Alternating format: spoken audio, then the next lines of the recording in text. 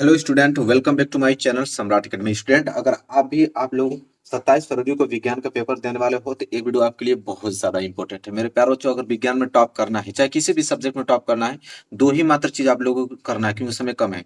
एक previous year paper का solution मैं करा रहा हूँ, उसको याद कर लो, और एक इंपॉर्टेंट क्वेश्चन जो दे रहा हूँ उसको याद कर लो, बस। और कुछ पढ़ने की जरूरत नहीं, बस ये दो चीज करना आप लोगों को। और सबसे ज्यादा अगर अहम भूमिका निभाएगी तो ये आपका प्रीवियस ईयर पेपर का सोल्यूशन, ठीक है, जो 2022 में हुआ था। तो 7 पेपर है और सातों पेपर का सोल्यूशन कराऊंगा। जैसे विज्ञान का 7 पेपर का कोड आता है, सातों पेपर का कोड का सोल्यूशन कराऊंगा। अगर सातों कर ले तो 100%, बस इस पेपर से तुम लोग 100 में कम से कम 95 नंबर लेकर आओगे, गारंटी है मेरी, ठीक है। तो देखो, पूरा सोल्यूशन करा रहा हूँ, लिखने में बहुत समय लग रहा है, इसलिए वीडियो को लाइक कर दो और एक एक क्वेश्चन याद कर लेना, ठीक है, ईमानदारी से। तो चलो वीडियो को स्टार्ट करते हैं। सबसे पहले देखो, ये पेपर है आपका 824 BN, इस कोड को याद कर लो, फिर अगले दिन मैं दूसरा कोड का पकड़ाऊंगा, ठीक है। तो 824 BN ये विज्ञान का पेपर है 2022 का। और देखो, सबसे पहले यहाँ पे आएगा खंड क, लेकिन इस बार आप लोगों का 20 नंबर का बहुविकल्पीय रहेगा। जैसे बहुविकल्पीय है ना, तो पूरा टोटल बहुविकल्पीय जोड़ के 20 नंबर कर देगा। यही सब बहुविकल्पीय आएंगे, अलग से थोड़ी आएगा, यही सब आएगा, लेकिन 20 नंबर का बहुविकल्पीय रहेगा। देखो, पहला प्रश्न यहाँ पे दिया है कि वक्रता त्रिज्या का मात्रक होता है। खंड का कर रहे हैं हम लोग। वक्रता त्रिज्या का मात्रक होता है मीटर में, सेंटीमीटर में, मिलीमीटर में, किनमें से सभी। तो सबको मालूम है कि वक्रता त्रिज्या का मात्रक इनमें से सभी होगा, क्योंकि फिक्स थोड़ी होता है कि वक्रता त्रिज्या को आप मीटर में ही नापोगे, आपकी मर्जी, आप मीटर में नापो या सेंटीमीटर में नापो या मिलीमीटर में नापो। तो इसलिए इनमें से सभी। तो कैसे लिखते हैं ये भी तरीका देख लो। तो देखो, खंड का प्रश्न उत्तर पहला का आंसर होगा चौथा, इनमें से सभी, इस तरह लिखते हैं, ठीक है। देख लो दूसरा प्रश्न। देखो, दूसरा प्रश्न यह है कि एक पारदर्शी माध्यम से दूसरे पारदर्शी माध्यम में प्रवेश करने पर एक प्रकाश किरण के लिए अपवर्तन कोण का मान आपतन कोण की तुलना में अधिक होता है यदि प्रकाश की किरण, ठीक है, सघन माध्यम से विरल माध्यम में जा रही है, कि विरल माध्यम से सघन माध्यम में जा रही है, कि सघन एवं विरल माध्यम की संयुक्त सतह की दिशा में जा रही हो, कि दोनों माध्यम एक ही हो। तो मेरे प्यारे बच्चों, जब सघन माध्यम से विरल माध्यम में अगर प्रकाश की किरण जाएगी तभी यह संभव होगा कि आपतन कोण का मान, अरे अपवर्तन कोण का मान आपतन कोण की तुलना में अधिक होगा। कब? जब सघन माध्यम से विरल माध्यम में जा रही होगी तभी। मतलब ख का जो है पहला आंसर होगा। तो इस तरह लिखेंगे, प्रश्न उत्तर पहले का ख का पहला, सघन माध्यम से विरल माध्यम में जा रही है, ठीक है। अब देखो, सबसे ज्यादा इंपॉर्टेंट अगर हम बात करें, देखिए दोनों प्रश्न इंपॉर्टेंट है, ये जो प्रश्न बता रहा हूँ यही आएगा, इससे बाहर नहीं आएगा जी। बस आप लोग तैयार कर लो, बस सातों पेपर का जो मैं सोल्यूशन करा रहा हूँ। यह प्रश्न सबसे ज्यादा इंपॉर्टेंट है कि प्रतिरोध आर के किसी तार के टुकड़े को अगर 4 बराबर भागों में काटा जाता है और इन टुकड़ों को फिर समांतर क्रम में अगर संयोजित कर देते हैं, यदि तुल्य प्रतिरोध आर डैश हो तो आर डैश बटे आर का अनुपात का मान होगा। मतलब इसका अनुपात का मान क्या होगा? 1/4, 4 की 16 की 1/16। तो मेरे प्यारे बच्चों, ये प्रश्न रट्टा मार लो आप लोग, जब भी ये प्रश्न आ जाए तो इसका राइट आंसर हो जाएगा 1/16, ठीक है, 1/16। जब अनुपात आपको आर डैश बटे आर देगा, तब कभी कभी क्या होता है कि आर को ऊपर कर देता है, इस तरह पूछता है कि आर बटे आर डैश, तो उल्टा कर देगा, तो 16 को ऊपर कर देना, तो उस समय आंसर 16 आएगा। लेकिन जब आर डैश बटे आर रहेगा तो उसका आंसर 1/16 हो, ठीक है। तो देखो, प्रश्न उत्तर पहला का ग का चौथा होगा 1/16, इस तरह लिखते हैं, ठीक है। अगला अगर हम पांच प्रश्न बात करें तो देखो इधर अगला प्रश्न, देखो ये वाला कह रहा है कि विद्युत धारा का मापन किया जाता है। विद्युत धारा का मापन किया जाता है वोल्ट मीटर से, कि अमीटर से, कि गैल्वेनोमीटर से, कि ऊर्जा मीटर से। तो मालूम आपको होगा कि विद्युत धारा का मापन किया जाता है अमीटर से। किससे? अमीटर से किया जाता है, इसलिए दूसरा जो है इसका राइट आंसर होगा। तो देखिए, हमने लिखा भी है कि प्रश्न उत्तर पहले का है, ठीक है, अमीटर से। अब देखो मेरे प्यारे बच्चों, पहला प्रश्न क्लियर हो गया। अब दूसरा प्रश्न जो कि 2-2 नंबर के लिए आएंगे, लेकिन अब यही प्रश्न जो 2-2 नंबर के लिए आए थे, अब इसी प्रश्न को कन्वर्ट कर दिया 4 नंबर के लिए। अब यही प्रश्न 4 नंबर के लिए आएंगे। अब 2 नंबर वाला नहीं पूछा जाएगा, सिर्फ 4 नंबर वाला पूछा जाएगा और 6 नंबर वाला पूछा जाएगा, ठीक है। तो इन्हीं प्रश्नों को अब कन्वर्ट कर दिया 4 नंबर के लिए। क्या है? देखिए, 2 का क है कि प्रकाश परावर्तन के नियम हैं और इन्हें रेखाचित्र भी बनाकर समझाइए। बहुत इंपॉर्टेंट है कि प्रकाश के परावर्तन का नियम क्या है और रेखाचित्र बनाकर समझाना है, बड़ी बात यह है। तो चलिए हम लोग बहुत अच्छे तरीके से इसका सोल्यूशन देखते हैं।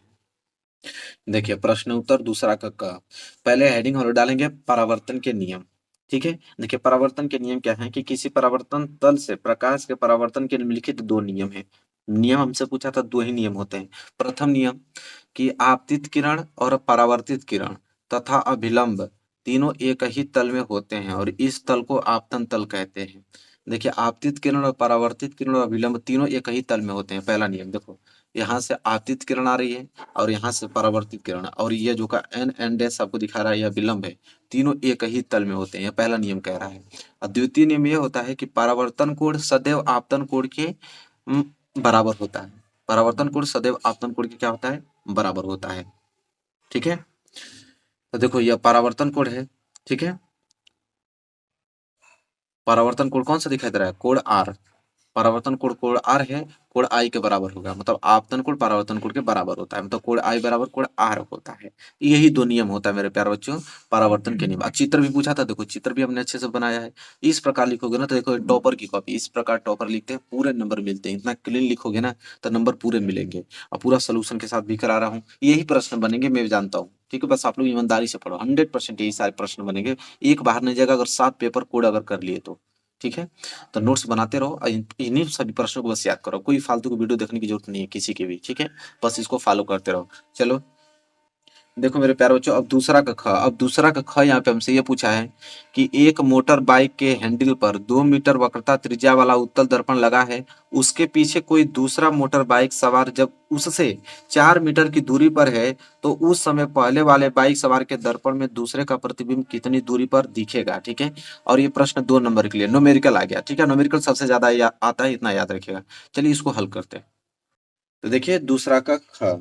देखिए अब क्या क्या दिया था, पढ़ पढ़ के बता रहा हूँ, आप लोगों को नोट कर लो। देखो ध्यान से, दिया है कि एक मोटर बाइक के हैंडल पर 2 मीटर वक्रता त्रिज्या। देखो क्या दिया है, 2 मीटर वक्रता त्रिज्या, तो आर बराबर 2 मीटर। जब आर बराबर 2 मीटर मालूम चल गया, तब आर मालूम चल गया तो एफ नहीं निकाल दोगे, क्योंकि एफ बराबर आर बाई 2 होता है। फोकस दूरी वक्रता त्रिज्या की आधी होती है, तो एफ बराबर आर का वैल्यू हमने 2 रख दिया और बटे में 2, तो 2 से 2 कटाऊंगा तो 1 आ जाएगा, मतलब एफ बराबर 1 मीटर, मतलब फोकस दूरी 1 मीटर आ गया। ठीक है, अब बोला है यहाँ पे कि उससे पीछे कोई दूसरा मोटर बाइक सवार जब उससे 4 मीटर की दूरी पर खड़ा हो। कह रहा है कि एक दूसरा मोटर बाइक सवार पीछे आ रहा है जो कि 4 मीटर की दूरी पर खड़ा है, तो किसका काम कर रहा है, वस्तु का काम कर रहा है। ठीक है, तो देखो u बराबर -4 मीटर हो जाएगा। ठीक है, क्योंकि उत्तल दर्पण है, उत्तल दर्पण में u की वैल्यू हमेशा -4 में होती है, मतलब माइनस में होती है। तो उसी में नहीं, सब में होता है। चाहे वो तुम अवतल दर्पण ले लो, चाहे उत्तल दर्पण, चाहे लेंस ले लो, किसी में भी यू का वैल्यू हमेशा माइनस में होता है। ठीक है, तो यू बराबर हमने -4 मीटर लिख दिया। ठीक है, और पूछ रहा है कि कितने दूरी में प्रतिबिंब बनेगा। ठीक है, तो मतलब वी का वैल्यू क्वेश्चन मार्क होगा, मतलब वी का वैल्यू हमसे पूछा है निकालने के लिए। तो चलो वही सिंपल दर्पण सूत्र लगाओगे। दर्पण सूत्र होता है कि 1/v प्लस 1/u बराबर 1/f। तो अब देखो 1 अगर मैं यहाँ से v निकालना है तो v निकालूंगा तो क्या हो जाएगा 1/f, ये जो प्लस आपको 1/u है इधर आएगा तो -1/u हो जाएगा। फिर हमने क्या किया है कि बस वैल्यू रख दिया है, 1/v बराबर 1/f का वैल्यू 1 आया तो f की जगह 1 रख लिया, माइनस 1/u, u का वैल्यू देखो -4 था तो यहाँ पे हमने -4 रख दिया। अब आगे क्या हो गया है कि 1/v बराबर 1/1, देखो इस माइनस गुणा इस माइनस में करोगे ना तो प्लस हो जाएगा, फिर ये हो जाएगा 1/4। अब देखो 1/v बराबर 1 और 4 कैल्सियम क्या होता है, 4 होता है, तो 1 का भाग 4 में दोगे तो 4 बार जाएगा, 4 का गुणा जब 1 में करोगे तो 4 ही आने वाला है, बीच में हमने प्लस उतार दिया। 4 का भाग जब 4 में दोगे तो 1 बार जाएगा, और 1 का गुणा 1 में करोगे तो 1 आ जाएगा। ठीक है, फिर यहाँ पे देखो 1/v बराबर क्या होगा, 4 और 1 जोड़ोगे तो कितना हो जाएगा यहाँ पे 5, और नीचे आपका 4 दिया है। फिर अगर v, हमें तो v का वैल्यू चाहिए, तो v को हमने क्या किया, ऊपर भेज दिया, तो v को हमने ऊपर भेज दिया तो 4 कहाँ चला जाएगा ऊपर और 5 आ जाएगा नीचे। तो v बराबर क्या आ जाएगा, जब 4 में 5 का भाग देंगे तो 0.8 मीटर आ जाएगा। तो ये आपका राइट आंसर होगा 0.8 मीटर। अगर सेंटीमीटर में चेंज करना चाहोगे तो 100 का गुणा कर दोगे, 100 का गुणा करोगे तो 80 सेंटीमीटर आ जाएगा, लेकिन हमें यहाँ पे वक्रता त्रिज्या मीटर में दिया है, फोकस दूरी मीटर में दिया है, तो इसलिए v का वैल्यू भी मीटर में आएगा। ठीक है, तो v बराबर 0.8 मीटर इसका राइट आंसर हो जाएगा। तो इस तरह ये न्यूमेरिकल हम लोग लगाएंगे और 2 नंबर मिल गया। अभी यही न्यूमेरिकल इस बार जो आएगा ना तो 4 नंबर के लिए दे देगा, बस फर्क यही है। इस बार अगर ये न्यूमेरिकल देगा तो 4 नंबर के लिए देगा, तो और अच्छा ही तो है, आप लोगों को 4 नंबर मिलेंगे 2 के बजाय। चलो अगला प्रश्न देखो, दूसरा का ग। दूसरा का ग है कि एक उत्तल लेंस आवर्धक लेंस के रूप में कैसे प्रयुक्त किया जाता है, किरण आरेख की सहायता से समझाइए। कह रहा है कि एक उत्तल लेंस, अगर उत्तल लेंस में अगर हमें बहुत आवर्धक लेंस के रूप में प्रयुक्त किया जाता है, किरण आरेख के रूप में समझाना है। ठीक है, चलिए देखते हैं। चलिए, मतलब इसका कहने का मतलब ये है कि उत्तल लेंस जो है, उत्तल लेंस है, अगर उत्तल लेंस के सामने कहाँ पे वस्तु को रखे तो बड़ा प्रतिबिंब देखने को मिलेगा। यही प्रश्न है हम लोगों को। तो लिखेंगे, किसी उत्तल लेंस को फोकस दूरी एवं प्रकाशिक केंद्र के मध्य पर रखकर आवर्धन लेंस के रूप में प्राप्त कर सकते हैं। देखो किरण आरेख भी पूछा था ना, देखो ये लेंस है, ये आपका F1 है, तो हम कहाँ रखेंगे वस्तु को, F1 और C के बीच रखेंगे, मतलब कि प्रकाशिक केंद्र और फोकस दूरी के बीच अगर वस्तु को रखोगे तो बड़ा प्रतिबिंब देखने को आपको मिलेगा। तो देखो ये हमने वस्तु को रखा है, ठीक है, हमने मुख्य इसके समानांतर ले जाऊंगा तो F2 से होकर जाएगा, ठीक है, तो पीछे ले गया तो यहाँ तक जा रही है। इसके बाद दूसरा हमने प्रकाश की किरण यहाँ पे C से ले गया, तो C से ले जाओगे तो C से वापस चला जाएगा, तो कहाँ काट रहा है वहीं प्रतिबिंब बनता है, ठीक है। तो अगर वस्तु को तुम प्रकाशिक केंद्र और फोकस दूरी के मध्य रखोगे तो बड़ा प्रतिबिंब आपको देखने को मिलेगा उत्तल लेंस में। तो देखो किरण आरेख भी बना लेना, इस प्रकार लिखो ना तो टॉपर जैसी कॉपी है, देख रहे हो ना, पूरे नंबर मिलेंगे, एग्जामिनर एक नंबर नहीं काटेगा आप लोगों का, ठीक है। अब देखो दूसरा का ग भी हो गया, मतलब दोनों प्रश्न हमने कर लिया। अब हम लोग प्रश्न स्टार्ट करेंगे तीसरा, और तीसरा प्रश्न जो है 4-4 नंबर के लिए मेरे प्यारे बच्चों। तो देखो यहाँ पे अब पूरा इस तरह कर दूं तभी तो दिखेगा। देखो ये प्रश्न वाकई में इम्पोर्टेंट, यही प्रश्न 30 बार बनेंगे 4 नंबर के लिए, समझ लीजिए। अगर आपने किया है ना न्यूमेरिकल ये सारे प्रश्न का हल, ये प्रश्न छूटने वाला नहीं है इस बार, ठीक है।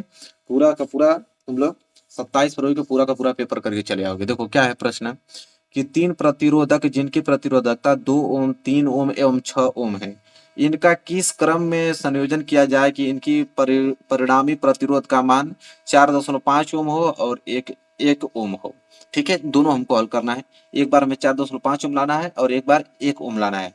मतलब कह रहा है कि प्रतिरोधकता 2 ओम, 3 ओम, 6 ओम है, इसको मैं किस प्रकार संयोजन करूंगा, मतलब संयोजन करूंगा कि पहला आपका 4.5 ओम होना चाहिए और दूसरा 1 ओम होना चाहिए। चलिए देखते हैं इसका हल देखेंगे, ठीक है। तो देखो इसका हल हम लोग यहाँ पे करते हैं। देखो प्रश्न उत्तर तीसरा का क। देखो सबसे पहले हम लोग करेंगे क्या कि 3 ही हमारे पास प्रतिरोध था, एक 2 ओम, एक 3 ओम, एक 6 ओम। तो सबसे पहले हम लोग क्या करेंगे, देखो यही अपनाएंगे। पहले हम लोग 2 ओम और 6 ओम को समांतर क्रम में जोड़ देंगे और 3 ओम को हमने श्रेणी क्रम में जोड़ दिया है, ठीक है। अगर इस तरह संयोजन करेंगे तो हमारा प्रतिरोध का जो वैल्यू आएगा वो 4.5 ओम होगा। कैसे, देखो प्रूफ भी हमने किया है। तो हम लोग पहले यहाँ लिखेंगे कि 6 ओम और 2 ओम समांतर क्रम में है। देखो 6 ओम और 2 ओम दोनों किस क्रम में है, समांतर क्रम में। तब दोनों समांतर क्रम में है तो फॉर्मूला क्या होगा, 1/r डैश बराबर 1/r1 प्लस 1/r2। समांतर क्रम का फॉर्मूला यही होता है, ठीक है। तो 1/r डैश बराबर क्या होगा, 1/r1, और 1/r1 की वैल्यू कितना है 6, और प्लस 1/r2 की वैल्यू हमने 2 ओम ले लिया, ठीक है। अब यहाँ तक हो गया ना, तो यहाँ पेज भर गया, तो पीछे करते हैं। देखो तो यहाँ पे हम लोग कर देंगे कि 1/r डैश बराबर एलसीएम कितना हो जाएगा 6, उसका एलसीएम कितना हो जाएगा 6। तो यहाँ से 6 में 6 का भाग दूंगा तो 1 आ जाएगा, और 2 का भाग 6 में देंगे तो 3 बार जाएगा, पीछे यही ना था। तो 1/r डैश बराबर क्या हो जाएगा, 3 और 1 4, 4/6। तो हमें r डैश की वैल्यू चाहिए, तो r डैश को हमने ऊपर कर दिया, तो 6 भी ऊपर चला जाएगा, 4 नीचे आ जाएगा। तो r डैश बराबर क्या हो जाएगा, 2 से कटाएंगे तो 2 3 6, 2 दूनी के 4।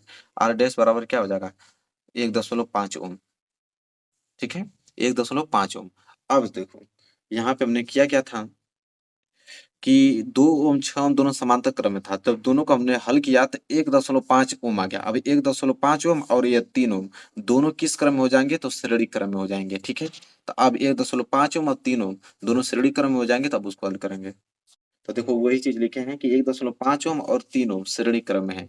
तो श्रेणी क्रम का फॉर्मूला क्या हो जाएगा, आर डबल डैश बराबर R1 प्लस R2। तो आर डबल डैश बराबर R1 का वैल्यू कितना आया है, यहाँ से R1 का वैल्यू 1.5 ओम, इसको R1 मान लेंगे, और प्लस R2 आपका 3 ओम है ही। तो R डबल डैश बराबर 4.5 ओम आ जाएगा, ठीक है। यहाँ पे ओम लिख देना 4.5 ओम। तो यही तो हमको ज्ञात करना था, 4.5 ओम हो गया। तो एक तो कंफर्म हो गया हमारा ना कि 4.5 ओम। अब दूसरा करते हैं। अब इन्हीं तीनों का हमें किस प्रकार संयोजन करेंगे कि 1 ओम उसका प्रतिरोध आना चाहिए, परिणामी प्रतिरोध, टोटल प्रतिरोध, ठीक है। तो अब इसको देखिए किस प्रकार संयोजन करते हैं। तो देखिए मेरे प्यारे बच्चों, अब हम क्या करेंगे कि 1 ओम लाना है, तो हम सिंपल करेंगे कि 2 ओम, 3 और 6 ओम, इन तीनों को समांतर क्रम में जोड़ देंगे तो आपका आंसर आ जाएगा। तो हम लोग लिखेंगे कि 2 ओम, 3 ओम, 6 ओम को समांतर क्रम में है, तो समांतर क्रम में जुड़ा हुआ है। तो फार्मूला क्या होगा, 1/r डैश बराबर 1/r1 plus 1/r2 plus 1/r3, ठीक है। तो 1/r डैश बराबर क्या होगा, 1/r1, 1/r1 की वैल्यू क्या है 2 है, तो 2 लिख दिया। प्लस 1/R2, R2 की वैल्यू 3 है तो 3 लिख दिया, प्लस 1/R3, R3 की वैल्यू 6 है तो हमने 6 रख लिया। अब 1/R डैश बराबर देखो 2 और 3 और 6, इन तीनों का एलसीएम क्या होगा, 6 होगा। जब 2 का भाग 6 में दोगे तो कितना बार जाएगा, 3 बार, और 3 का गुणा 1 में करोगे तो 3 ही आने वाला है। बीच में हमने प्लस उतार दिया। जब 3 का भाग 6 में दोगे तो 3 दूनी के 6, 2 बार गया, और 2 का जब गुणा 1 में करोगे तो 2 ही आने वाला है। फिर बीच में हमने प्लस उतार दिया। जब 6 का भाग 6 में दोगे तो 1 बार, 1 को गुणा 1 में करोगे तो 1 आएगा। ठीक है, तो 1/R डैश बराबर क्या होगा, जोड़ लो, तो 3 2 5 और 5 1 6, 6/6 आ जाएगा। अब 6 से 6 कैंसिल, तो 1/R डैश बराबर क्या आ जाएगा, 1/1। अब हमें तो आर डैश चाहिए, तो एक आर डैश बराबर क्या हो जाएगा, आर डैश को हमने ऊपर कर दिया तो एक हमारा ऊपर चल जाएगा, तो एक ही आएगा। ठीक है, तो देखो एक ही हमको लाना था, एक आ भी गया, तो मतलब दोनों यह हमने सॉल्व कर दिया। ठीक है, हमने दोनों सॉल्व कर दिया। अब दोनों में से कोई एक ही करना था, यहाँ पे अथवा दिया है, या तो ये करो या तो ये करो, लेकिन ये 4 नंबर के लिए बहुत ही इंपॉर्टेंट क्वेश्चन इस बार भी आएगा, तो इसलिए मैं इसको भी सोल्यूशन बताने वाला हूँ, मतलब अथवा भी बताऊंगा, अथवा भी छोड़ने वाला नहीं हूँ, क्योंकि प्रश्न भाई बहुत ही यही सब बनेंगे। क्या है कि एक विद्युत चालक का प्रतिरोध किन कारकों पर निर्भर करता है, समझाइए। कह रहा है कि एक विद्युत चालक का जो प्रतिरोध होता है वो किन कारकों पर निर्भर करता है, बताना है। 4 नंबर के लिए प्रश्न है। चलिए देखते हैं इसका उत्तर। प्रश्न उत्तर तीसरा का क का अथवा। तो देखिए हमने यहाँ पे लिखा है प्रश्न उत्तर तीसरा का क का अथवा। तो लिखेंगे कि चालकों के प्रतिरोध की निर्भरता, तो दो चीजों पर निर्भर करता है। पहला कि चालक का जो प्रतिरोध होता है ना, वो चालक की लंबाई के अनुक्रमानुपाती होता है, मतलब आर जो होता है ना वो अनुक्रमानुपाती होता है यल के, मतलब चालक का प्रतिरोध चालक की लंबाई के अनुक्रमानुपाती होता है। ठीक है, मतलब जितना बड़ा अगर लंबाई बढ़ाओगे तो चालक का प्रतिरोध भी बढ़ेगा। ठीक है, इतना याद रखना है। और दूसरा होता है कि चालक का प्रतिरोध जो है चालक के अनुप्रस्थ काट के क्षेत्रफल के व्युत्क्रमानुपाती होता है। ठीक है, मतलब कि कहना क्या चाह रहा है कि अगर तार तार को जितना आप मोटा करोगे, तार जितना ही मोटा होगा प्रतिरोध उतना ही कम होगा। ठीक है, और तार जितना भी पतला होगा प्रतिरोध उतना ही ज्यादा होगा, मतलब व्युत्क्रमानुपाती होता है। ठीक है, उसके क्षेत्रफल की, उसके मोटाई के। तो आर व्युत्क्रमानुपाती होता है 1 है। ठीक है, इस तरह पढ़ेंगे इसको। बस 4 नंबर मिल गया। ये भी प्रश्न हमने कर लिया। देखो अब अगला प्रश्न देखो क्या है मेरे प्यारे बच्चों। अगला प्रश्न न्यूमेरिकल आ गया, बड़ा करता हूं तभी दिखेगा। कह रहा है कि दूरदृष्टि दोष से पीड़ित एक व्यक्ति कम से कम 50 सेंटीमीटर की दूरी तक ही पढ़ सकता है, मतलब वहां तक पढ़ सकता है, उसका प्रतिबिंब बनता है वहां तक पढ़ लेता है। प्रतिबिंब बन रहा है मतलब वी का वैल्यू दिया है, वी बराबर 50 सेंटीमीटर। उसे सही दृष्टि के लिए अर्थात 25 सेंटीमीटर की दूरी पर पुस्तक रखकर पढ़ने के लिए किस प्रकृति एवं किस फोकस दूरी के लेंस का प्रयोग होना चाहिए, चित्र बनाकर भी समझाइए। तो v का वैल्यू 50 सेंटीमीटर और u का वैल्यू 25 सेंटीमीटर दिया ही है, बस आपको फोकस दूरी बताना है f का वैल्यू, और ये भी बताना है कि किस लेंस का प्रयोग होना चाहिए। बिल्कुल, देखिए इसका सोल्यूशन कैसे देखेंगे, बिल्कुल आसान है जी, बिल्कुल आसान है। तो लिखेंगे प्रश्न उत्तर तीसरा ख। तो v का वैल्यू दिया है तो v का वैल्यू क्या होगा, -50 सेंटीमीटर। ठीक है, इसलिए होगा क्योंकि उत्तल लेंस है। ठीक है, और उत्तल लेंस में इधर ही प्रतिबिंब बनता है, सबको मालूम है। इसके बाद u बराबर, तो u हमेशा माइनस में होता है, तो u बराबर -25 सेंटीमीटर, और f बराबर क्वेश्चन मार्क, यही हमसे पूछा है। लगा देंगे लेंस का सूत्र। लेंस का सूत्र क्या होता है, 1/f बराबर 1/v माइनस 1/u होता है। 1/f बराबर 1/v, v का वैल्यू दिया है -50, हमने -50 रख लिया, बीच में माइनस से माइनस लगा दिया। 1/u, u का वैल्यू भी -25 दिया तो हमने -25 लिख दिया। आगे अगर जब हल करेंगे तो 1/f बराबर 1/-50 तो ऐसे ही रहेगा, इस माइनस गुणा जब इस माइनस में होगा तो प्लस हो जाएगा और 1/25 हो जाएगा। अब 1/f बराबर, अब यहाँ पे हम लोग एलसीएम ले लेंगे। तो देखो यहाँ पे 50 और 25 का एलसीएम कितना होता है, 50। जब 50 में 50 का भाग देंगे तो 1 भी बार जाएगा, 1 को गुणा 1 में करोगे तो 1, अब माइनस लगाए तो -1 आ जाएगा। बीच में हमने प्लस है, प्लस उतार दिया। 25 का भाग अब 50 में देंगे तो 2 बार जाएगा, 2 को गुणा 1 में करोगे तो 2 ही आने वाला है। तो आगे हल करोगे तो 1/f बराबर -1 प्लस 2 घट जाएगा, तो 2 में से 1 जाएगा तो 1, 1/50। हमें चाहिए f का वैल्यू, तो f को हमने ऊपर भेज दिया तो 50 भी ऊपर चढ़ जाएगा, तो f बराबर 50 आ गया। यह बराबर 50 सेंटीमीटर, यहाँ पे सेंटीमीटर लिख दीजिएगा, 50 सेंटीमीटर आ गया। और किस लेंस का प्रयोग करना चाहिए, तो लिखेंगे चश्मा में उत्तल लेंस प्रयुक्त करना चाहिए। बस सोल्यूशन हो गया। तो ऐसे ही प्रश्न, मतलब यही प्रश्न आएंगे। ठीक है, और पूरे के पूरे अंक ले जाओगे 100%। और दिया है कि अगर ये नहीं कर पा रहे हो तो एक ऑप्शन और दिया है कि अगर ये नहीं कर पा रहे हो तो 4 नंबर के लिए यह कर लो कि एक प्रिज्म में प्रकाश का अपवर्तन किस प्रकार होता है, चित्र बनाकर आपतन कोण, अपवर्तन कोण और निर्गत कोण तथा विचलन कोण दर्शाइए। ठीक है, ये प्रश्न मेरे प्यारे बच्चों दिख रहा है ना आपको, यह प्रश्न है कि एक प्रिज्म में प्रकाश का अपवर्तन किस प्रकार होता है। चित्र बनाकर आपतन कोण, अपवर्तन कोण और निर्गत कोण तथा विचलन कोण दर्शाना है 4 नंबर के लिए। चलिए इसका सलूशन देखते हैं। तीसरे का ख का अथवा है। देखिए मेरे प्यारे बच्चों, प्रश्न उत्तर तीसरे का ख का अथवा। तो देखो यहाँ पे हम लोग चित्र पहले बनाएंगे, ठीक है, और लिखेंगे कि चित्र में ए बी सी एक प्रिज्म है, मतलब ए और यह बी और यह सी, ये जो त्रिभुजाकार आपको दिखाई दे रहा है ए बी सी, ये एक प्रिज्म है। क्या है? प्रिज्म है। एक किरण पी क्यू तल ए बी से अपवर्तित होकर क्यू आर दिशा में चली जाती है। देखो ये पी क्यू एक किरण है, ठीक है, पी क्यू एक किरण है और ये आपका तल है ए बी, और इस तल से अपवर्तित होकर क्यू आर दिशा में चली जाती है। देखिए क्यू आर दिशा में चली जाती है, ठीक है। फिर कह रहा है यह किरण अब प्रिज्म के दूसरे तल एसी पर पड़ती है। प्रिज्म देखो अब यहाँ पे आइए ना, तो अब एसी ये तल है, इस पे पड़ा, ठीक है, तो दूसरे तल एसी पर पड़ती है तथा अपवर्तन कोण के बाद आर्यस किरण में बाहर निकल जाती है। फिर यहाँ पे अपवर्तन कोण होता है, अपवर्तन कोण ई यहाँ पे है, ठीक है। अपवर्तन कोण यहाँ पे ई थोड़ी है, अपवर्तन कोण आर न बनेगा यहाँ पे। अपवर्तन कोण आर से होकर और यहाँ पे किरण निकल जाती है आरएस, आरएस दिशा में बाहर निकल जाती है, ठीक है। यही आपका प्रिज्म से प्रकाश का अपवर्तन है, ठीक है। और देखो कोण आई बराबर आपतन कोण, पूछा था कि आपतन कोण को दर्शाना, तो कोण आई बराबर आपतन कोण है। देखो यह कोण आई है, आपतन कोण है, यह कोण आर है जो कि अपवर्तन कोण है, यह कोण डी है जो कि आपका विचलन कोण है, ये कोण आपका ई है जो कि निर्गत कोण है। क्योंकि पूछा था इसमें कि इन सभी कोणों को दर्शाना है नाम से, तो हमने दर्शा भी दिया, चित्र भी यहाँ पे बना दिया हूँ प्लेन। तो यहाँ पे जब आप एग्जामिनर कॉपी चेक करेगा तो पूरे अंक देगा, 1 नंबर नहीं काटेगा, इतने अच्छे तरीके से हमने लिखा है इसको, ठीक है। तो इसी प्रकार आपको लिखना है मेरे प्यारे बच्चों। ये भी प्रश्न हो गया। अब प्रश्न चौथा स्टार्ट होगा यहाँ से। देखो मेरे प्यारे बच्चों, प्रश्न चौथा, यह प्रश्न जो आप लोगों को बता रहा हूँ यह बहुत ज्यादा इंपॉर्टेंट न्यूमेरिकल है, बहुत ज्यादा इंपॉर्टेंट न्यूमेरिकल। देखो कह रहा है कि निम्न विद्युत परिपथ में R1 बराबर 10 ओम है, R2 और R3, मतलब R2 और R3 दोनों का वैल्यू आपका 20 ओम है, तथा R4, R5 और R6 ये तीनों बराबर हैं। अब तीनों का वैल्यू आपका है 30 ओम है। और यहाँ पे चित्र में देख भी पा रहे हैं कि R1 श्रेणी क्रम में है, और इसके तो देखो R1 श्रेणी क्रम में है और R2 और R3 दोनों समांतर क्रम में है। आगे बढ़ते हैं तो R4, R5 और R6 ये भी समांतर क्रम में है, ठीक है। अब फिर बोला है यहाँ पे कि ये आपका मीटर से जुड़ा हुआ है और बैटरी से जुड़ा हुआ है और एक कुंजी लगा हुआ है, ठीक है, इस परिपथ में। ये बोला है कि परिपथ को अगर 12 वोल्ट की बैटरी से संयोजित किया गया है तो गणना करके बताइए कि परिपथ की कुल प्रतिरोध कितना है तथा बैटरी से कितनी विद्युत धारा प्रवाहित हो रही है, ठीक है। बताना इस परिपथ में पूरा धारा कितनी बह रही है, ठीक है, और कितना प्रतिरोध है इसका पूरा परिपथ का। तो देखो सबसे पहले हम लोग करेंगे क्या कि देखो R2 R3 दोनों किस क्रम में है, समांतर क्रम में। जब इसको हल करेंगे तो ये श्रेणी क्रम में बन जाएगा। फिर आगे इसको भी हल कर देंगे, R4 R5 R6 समांतर क्रम में, जब इसको हल करेंगे तो ये भी श्रेणी क्रम में बन जाएगा। तो यह श्रेणी क्रम में बन जाएगा, ये भी श्रेणी क्रम में बन जाएगा, ये ऑलरेडी श्रेणी क्रम में। जब तीनों श्रेणी क्रम में हो जाएंगे तो फिर श्रेणी क्रम का फॉर्मूला लगाएंगे, फिर वहां से हम लोग टोटल प्रतिरोध निकाल देंगे। तो पहला काम हम लोग क्या करते हैं, पहले इसको हल करते हैं कि R2 R3 समांतर क्रम में है, तो इसको हल करके पहले इसको श्रेणी क्रम में बनाते हैं, फिर इसके बाद इसको श्रेणी क्रम में बनाएंगे। तो चलिए अपन इन दोनों को करते हैं। तो पहले हल कैसे करेंगे, देखो यहाँ पे तरीका यह है कि प्रश्न उत्तर चौथा कर रहे हैं, लिखेंगे पहले कि R2 R3 समांतर क्रम में है, वही चीज R2 और R3 दोनों समांतर क्रम में है। तो R2 R3 समांतर क्रम है, तो फॉर्मूला क्या हो जाएगा, 1/R बराबर 1/R2 प्लस 1/R3।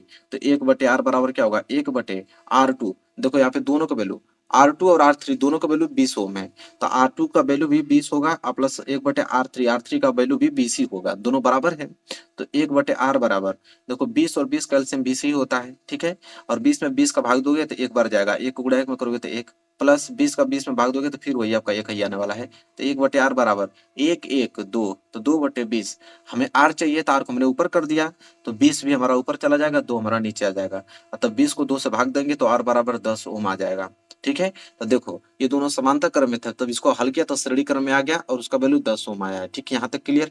अब इसको हम लोग श्रेणी क्रम में बदलेंगे कि R4 R5 R6 किस क्रम में है, समांतर क्रम में है, तो पहले इसको हल करेंगे तो ऑलरेडी खुद आपका श्रेणी क्रम में बदल जाएगा। तो चलिए इसको हल करते हैं। तो देखो वही हमने लिखा है कि R4 R5 R6 समांतर क्रम में है, ठीक है। तो समांतर क्रम है तो 1/R डैश बराबर 1/R4 plus 1/R5 plus 1/R6 कर दिया हमने। 1/R डैश बराबर देखो R4 R5 R6 तीनों का वैल्यू 30 ओम है, मतलब R4 का भी 30 ओम, R5 का भी 30 ओम, R6 का भी 30 ओम। तो इसलिए हमने 1/R4 की जगह भी 30 लिखा है प्लस 1/R5 की जगह भी हमने 30 लिखा, प्लस 1/R6 की जगह भी हमने 30 लिखा, क्योंकि तीनों का वैल्यू 30-30 है। तो 1/R डैश बराबर क्या हो जाएगा, देखो 30-30 है तो 30 का एलसीएम 30 ही होगा। तो 30 से 30 कैंसिल, तो 1 30 से 30 कैंसिल हुआ था 1, फिर 30 से 30 कैंसिल हुआ था 1। तो 1/R डैश बराबर क्या हो जाएगा, 1 2 3, 3/30। हमें आर डैश की वैल्यू चाहिए तो हमने आर डैश को ऊपर कर दिया, तो आर डैश को हमने ऊपर कर दिया तो हमारा 30 ऊपर चला जाएगा, 3 नीचे आ जाएगा। जब 3 को 30 से कटाएंगे तो आर डैश बराबर 10 ओम आ जाएगा। तो इसका भी 10 ओम आ गया। तो अब देखो, तो देखो ये आर डैश और इसको हल हमने किया है तो ये आपका बना है आर। इसको जब हमने हल किया तो यह बना है आर डैश। अब देखो आर, R1 और आर डैश, अब ये तीनों किस क्रम में हो जाएंगे, श्रेणी क्रम में। तो वही चीज हमने लिखा है कि R1 और आर डैश श्रेणी क्रम में हो जाएंगे। तो यहाँ पे आर डबल डैश निकालेंगे, पूरा टोटल प्रतिरोध तो क्या हो जाएगा, तीनों जुड़ जाता है, श्रेणी क्रम का ये फॉर्मूला होता है। तो हो जाएगा R1 प्लस आर डैश हो जाएगा। तो आर डैश बराबर, देखो R1 का वैल्यू तो ऑलरेडी यहाँ पे दिया है कि R1 बराबर 10 ओम, तो R1 की जगह हमने 10 ओम लग दिया यहाँ पे। और प्लस आर का वैल्यू अभी जस्ट पीछे निकाले हैं, उसका भी 10 ही आया है, और आर डैश का वैल्यू भी निकाले थे, इसका भी 10 ही आया है। तो आर डैश बराबर क्या हो जाएगा, 10 20 30, 30 ओम हो जाएगा। ये टोटल पूरा परिपथ का प्रतिरोध हमारा निकल गया 30 ओम। फिर हमको नीचे दिया है कि परिपथ को अगर 12 वोल्ट की बैटरी से संयोजित किया गया है तो गणना करके बताइए कि परिपथ का कुल प्रतिरोध कितना होगा तथा बैटरी से कितनी विद्युत धारा प्रवाहित होगी। तो टोटल प्रतिरोध तो हमको मालूम चल गया कि 30 ओम होगा। अब कितनी विद्युत धारा प्रवाहित होगी ये बताना है। तो देखो वोल्ट हमारा दिया है, जो विभवांतर है 12 वोल्ट दिया है, ठीक है। इसके बाद देखो यहाँ हम लोग धारा पूछा था, तो आई निकाल देंगे। आई बराबर क्या होता है, V बटे पूरा परिपथ का प्रतिरोध, तो आर डैश, तो V बटे आर डैश लिख दिया बराबर आई बराबर V का वैल्यू 12 वोल्ट बटे में आर डैश, तो आर डैश से पूरे परिपथ का प्रतिरोध कितना है, 30 ओम। तो 12/30, इसको हल कर देते हैं, कटा देते हैं 3 से, तो 3 चौको 12, 3 दहा में 30, फिर 2 से कटा देते हैं, 2 दूनी के 4, 2 पाँचे 10। तब आई बराबर क्या हो जाएगा, 2 का भाग जब 5 में देंगे, ठीक है, तो देखिए भाग देंगे तो क्या हो जाएगा, 0.4 एम्पियर आ जाएगा धारा। मतलब पूरे परिपथ में जो धारा है वो 0.4 एम्पियर है, ठीक है, 0.4 एम्पियर धारा यहाँ पे निकल गया। तो मेरे प्यारे बच्चों समझ में आ गया ना आप लोगों को, कोई दिक्कत हुआ 1%, 7 नंबर के लिए प्रश्न पूछे जाएंगे, ठीक है, कोई दिक्कत 1% नहीं, आपको सब समझ में आ गया। फिर बोला है कि अगर ये नहीं कर पा रहे हो ना तो अथवा देखिए क्वेश्चन और दिया है कि इसको कर लो। ये प्रश्न तो वाकई में इंपॉर्टेंट तो करना ही है, लेकिन बहुत सिंपल तरीका मैं आप लोगों को बताऊंगा। देखो क्या है कि विद्युत मोटर का कार्यकारी सिद्धांत क्या है और नामांकित चित्र की सहायता से इसकी कार्यविधि समझाइए। तो चलिए देखते हैं, विद्युत मोटर का पहले हम लोग सिद्धांत देखेंगे, फिर उसका कार्य सिद्धांत देखेंगे, उसका कार्य क्या है, और चित्र भी इसका हमें बनाने के लिए बोला है कि नामांकित चित्र की सहायता से इसको हम वर्णन करना है। तो देखो मेरे प्यारे बच्चों, हम डालेंगे प्रश्न उत्तर चौथा का अथवा, और लिखेंगे विद्युत मोटर, और इसमें लिखेंगे हेडिंग बना के विद्युत मोटर में कि विद्युत मोटर एक ऐसा यंत्र है जो विद्युत ऊर्जा को यांत्रिक ऊर्जा में परिवर्तित करता है। देखो विद्युत मोटर, जो पंखा चलता है, पंखा में क्या लगा होता है, मोटर लगा होता है। तो मोटर जब लगा होता है तो पंखा कैसे चलता है, पहले मैं उसको क्या देता हूँ, विद्युत ऊर्जा देता हूँ। यहाँ से प्लग से बटन टिपूंगा तो विद्युत ऊर्जा दूंगा, तब जाके वो पंखा इस तरह नाचेगा, फिर यांत्रिक ऊर्जा में कन्वर्ट होकर मुझे हवा देगा। तो विद्युत मोटर का यही होता है कि विद्युत मोटर एक ऐसा यंत्र होता है कि जो विद्युत ऊर्जा को किस में कन्वर्ट करता है, यांत्रिक ऊर्जा में परिवर्तित करता है। इतना क्लियर। अब सिद्धांत देखेंगे कि इस सिद्धांत पे कार्य करता है। तो लिखेंगे कि जब किसी कुंडली को चुंबकीय क्षेत्र में रखकर अगर उसमें धारा प्रवाहित की जाती है तो कुंडली पर एक बलयुग्म कार्य करने लगता है जो कुंडली को उसकी अपनी अक्ष पर घुमाने का प्रयास करता है। यदि कुंडली अपने अक्ष पर घूमने के लिए स्वतंत्र हो तो वह घूमने लगती है।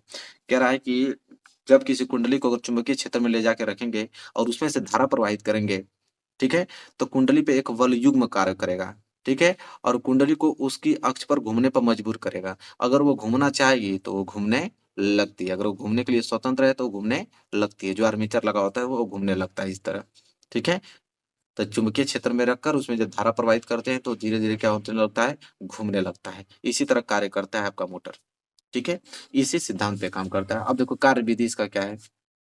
कार्य विधि देखेंगे कि जब बैटरी से कुंडली में विद्युत धारा प्रवाहित करते हैं तो फ्लेमिंग के बाएं हाथ के नियम से कुंडली की भुजाओं ए बी तथा सी डी पर बराबर परंतु विपरीत दिशा में एक बल कार्य करने लगता है और यह बल एक बलयुग्म बनाते हैं जिसके कारण कुंडली दक्षिणावर्त घूमने लगती है और कुंडली के साथ उसके सिरों पर लगे विभक्त वलय भी घूमने लगता है और इसी तरह कार्य चलता है।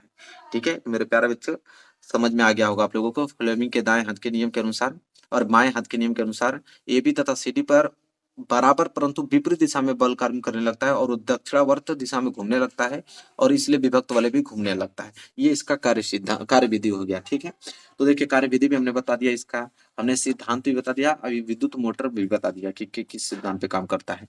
बस इसका चित्र रह गया। तो चित्र बनाना आप लोग जानते हो, विद्युत मोटर का चित्र कैसे बनता है। ठीक है, बुक्स में दिया उसको बना लेना। ठीक है, तो विद्युत मोटर का चित्र भी बना लेना। इसके बाद पूरे के पूरे अंक आप लोगों को मिल जाएंगे। चलिए मैं दिखा भी देता हूँ कि चित्र कैसा होता है उसका। देखिए मेरे प्यारे बच्चों, ये आपका विद्युत मोटर। ठीक है, ये विद्युत मोटर है, इसी तरह आप लोगों को चित्र में दिखा दिया हूँ, बना लेना। ठीक है, ये धारा है। ठीक है, ये कुंडली के घूमने की दिशा है वाम और दक्षिणावर्त में। ठीक है, ये क्षेत्र चुंबक आपके दो लगे हैं। ठीक है, नॉर्थ पोल और साउथ पोल लगे हुए हैं। ठीक है, ये आपका विभक्त बल है, ये जो घूमता है। ठीक है, बैटरी से जुड़ा हुआ है ब्रूस से। तो यही चित्र आप लोगों को बनाना है, बना लेना। ठीक है, तो आई होप आपको क्लियर हो गया होगा। मेरे प्यारे बच्चों, ये भी हमने प्रश्न कर लिया। अब देखो यहाँ पे, तो यहाँ पे जैसा कि आप देख पा रहे हो कि चौथा प्रश्न भी हमने अच्छे से क्लियर कर लिया। और चौथा प्रश्न के बाद अगर हम आगे बढ़ते हैं तो पूरा आप लोगों का फिजिक्स खत्म। फिजिक्स खत्म, अब यहाँ से आप लोगों का केमिस्ट्री स्टार्ट हो गया। खंड ख, यहाँ से केमिस्ट्री, फिर खंड ग आएगा और उसमें आप लोगों के बायोलॉजी रहेंगे। ठीक है, तो मेरे प्यारे बच्चों देखो, आज की वीडियो में हमने फिजिक्स के सभी बता दिया कि नहीं, पूरा तैयार कर लेना फिजिक्स। कल की वीडियो आएगी जो कि सिर्फ केमिस्ट्री, जनरल केमिस्ट्री बहुत अच्छे तरीके से समझाऊंगा। इसके बाद अगली वीडियो आपकी किसकी रहेगी, बायोलॉजी की रहेगी। तो रेगुलर मेरे चैनल पे बने रहना, रेगुलर वीडियो आएगी, अब पूरा स्टेप बाय स्टेप आएगा, अच्छे तरीके से नोट्स करते जाना, अब पूरा क्लियर करते जाना। तो मेरे प्यारों से वीडियो को लाइक कर दो और चैनल पे ना तो चैनल को सब्सक्राइब करके बेल आइकन को जरूर प्रेस कर लेना। ठीक है, मिलेंगे नेक्स्ट वीडियो में, तब तक के लिए धन्यवाद।